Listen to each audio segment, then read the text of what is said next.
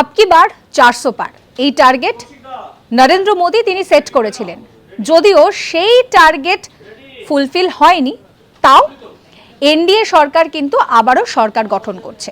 তো এক্ষেত্রে দাঁড়িয়ে প্রধানমন্ত্রী হতে গেলে বেশ কিছু ক্রাইটেরিয়া দরকার রয়েছে। এক, যে তাকে ভারতের নাগরিক হতে হবে।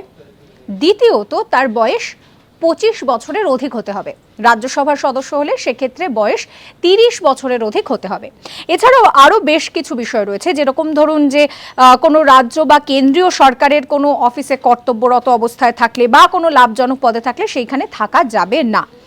এছাড়া আর কি কি দরকার হচ্ছে না, কোনো রকম কোনো সরকারি বা বেসরকারি কোম্পানিতে তিনি যদি কাজ করেন সেক্ষেত্রে প্রধানমন্ত্রী হিসেবে নির্বাচিত হওয়ার পর তাকে কিন্তু সেই কাজ ছেড়ে দিতে হবে।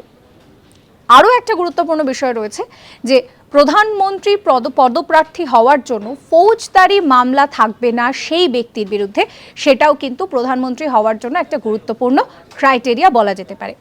আরও একটা গুরুত্বপূর্ণ বিষয় রয়েছে যে তৃতীয় তফসিলি যে অনুসারে, সেই অনুসারে ভারতের রাষ্ট্রপতির কাছ থেকে কিন্তু প্রধানমন্ত্রীকে শপথ গ্রহণ করতে হবে। এরকম সমস্ত কন্টেন্টের জন্য সাবস্ক্রাইব করতে ভুলবেন না আজ তাক বাংলার ইউটিউব চ্যানেলকে।